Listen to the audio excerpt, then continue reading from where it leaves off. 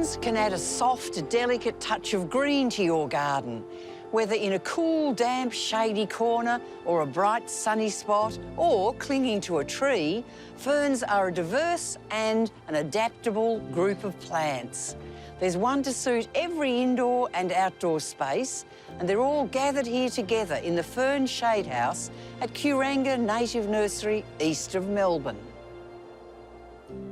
Ferns are also ancient. They were one of the first plants to emerge hundreds of millions of years ago. And they don't flower at all. They reproduce by spore.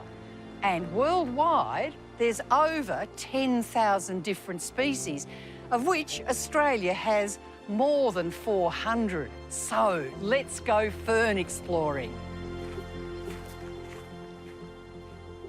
Tree ferns are some of the more recognisable members of the fern family, and you can spot them easily by their trunks. They can get up to an impressive 15 metres in height, and most of them are found along the east coast of Australia. The two types you're most likely to find in nurseries are the rough tree fern and the soft tree fern. And this is an example of the rough tree fern, Cyathea australis. And it's called rough tree fern because those fronds that have been cut off are really rough to touch. They're even prickly.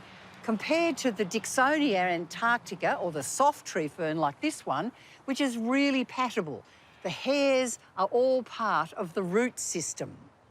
Rough tree ferns are generally easier to grow than soft tree ferns, and they're adaptable to a wide range of soils and climates. They're also great in a pot and can even tolerate direct sun when the roots are kept wet. Soft tree ferns generally need a bit more care than rough tree ferns. Dicksonias need to be kept very moist with lots of mulch, and they prefer part shade. This Dicksonia, the soft tree fern, this is how you buy it in the nursery, as a stump. They're very slow growing, and the thing is that when you plant it, you must plant it about 1/3 of its size deep. This is the entire root system. All those hairs are the roots, and they'll develop further as it gets into the ground. They need to be kept moist, so moisten it all the time, especially in really hot, windy days. Don't put any water down in the centre of the system because that's where the young fronds are just growing and they can easily rot. So just moisten all that. You might have noticed this little tag here. This tag's telling us that it is a plant that has been harvested legally. Not allowed to just go into the forest and dig them up. It's essential that every tree fern has one of these tags.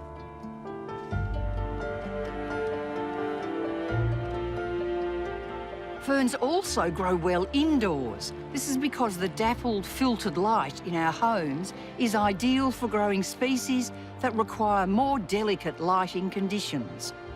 Good choices for ferns indoors are things like this. This is the necklace fern, and you can see why. These lovely, gentle little leaves, they fold down like that. Great in a hanging basket, but a good little fern. This is the fishbone water fern, and it's a beauty, very tough, and I really like how the leaves are sort of very geometric in design. That is a tough fern.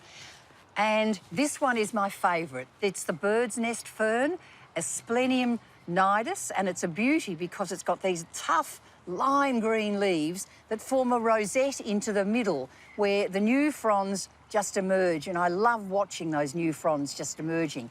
You can repot that into a bigger and bigger pot as it gets bigger, and they're a really beautiful fern. All of these need good light, but not direct sunlight where they're going to burn. So make sure they're protected, maybe with a sheer curtain or a frosted glass. People may not realise that this popular fern, the maidenhair fern, is indeed an Australian fern. You see it growing in the bush, it's quite thick mounds. You can have it indoors for sure as eggs, and the only thing is it could cause you grief. Overnight, the fronds can go brown and it starts to look really sickly. Easily fixed though. Make sure you give it enough moisture. Really important that the root ball is kept moist at all times. So put that pot into a second pot, maybe a decorative one, and just fill that one up with a little bit of water at the bottom so that it's always kept moist. You can prune the brown fronds off And that's an easy thing to do. Keep an eye on it and just prune them back, and you'll see tiny little new fronds coming from the base. Give it half-strength liquid fertiliser. That's all that ferns need. And the big thing is to keep them away from central heating or air conditioners. They can burn the blazes out of them.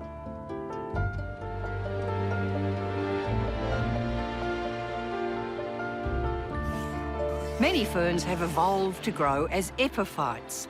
This means that instead of growing in the ground, epiphytic ferns have adapted to grow on other things for physical support. And instead of getting their nutrients from the soil, epiphytes find nourishment in small pockets of animal droppings, the rain, and decaying bark and leaf litter that gets caught in cracks and crevices. Classic Australian epiphytic ferns are the staghorn and the elkhorn, and both of them are just amazing. Have a look at these beautiful fronds that just hang down, just like a stag's horn. Magnificent things. They are perfectly all right to grow in a small area because you can back them onto a mounting board, have them on a fence or even on a tree trunk. The fronds are growing from a protective shield, and they will get larger and larger over time. They really are most impressive.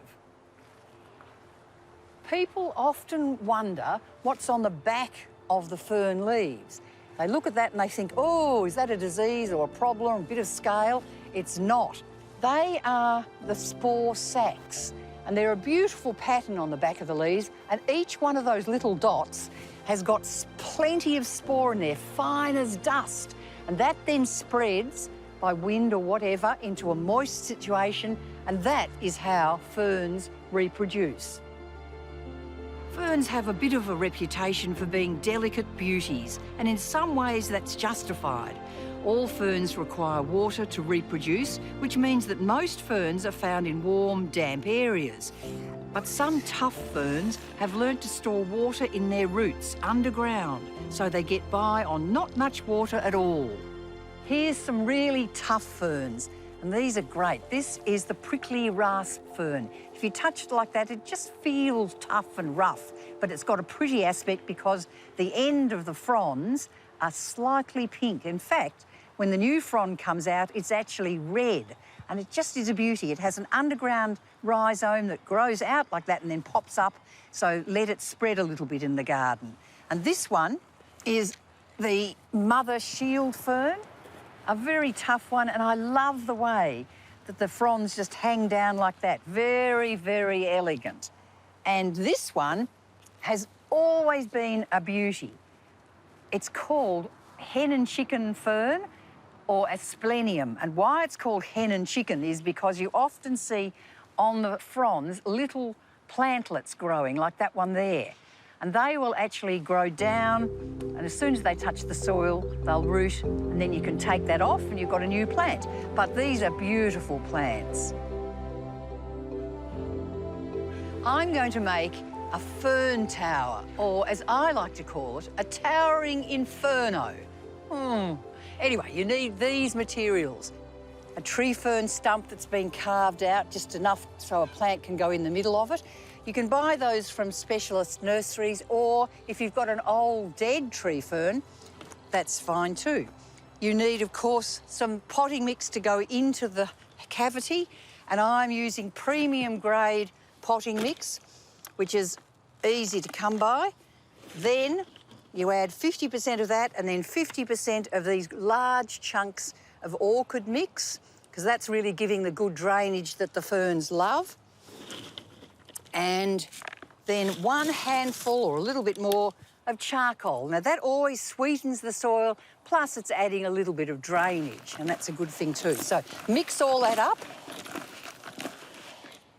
I'm putting the mix into the planting hole, and then, of course, comes the time for the plants themselves. For the top, I've got a very elegant-looking fern, and it's called the rough maidenhair fern. And this is a beauty. You can see that the fronds come from the top of each of the stems, and they're very elegant. It'll just waft its way over there because they can grow to about 30 centimetres long. Now, this is a very hardy maidenhair fern.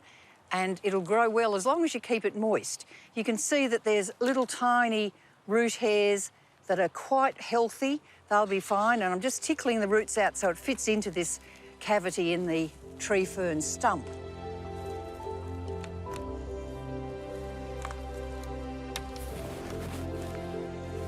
Top it up like you do with any potted plant, and that's going to settle in very, very nicely.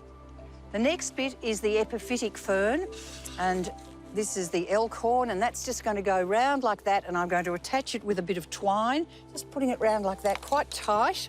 Now, because this tree fern stump is very absorbent of water, it'll mean that it'll just gradually seep out the water so that this will be happy and the epiphytic fern will be happy as well. And there, it's done. You could add a few more epiphytic ferns around the side. That would be fine, it's up to you. And to keep it moist, you obviously water from the top, water it in well, and water the sides, and Bob's your uncle. Over time, the epiphytic elkhorn fern will grow and attach itself to the side of the stump.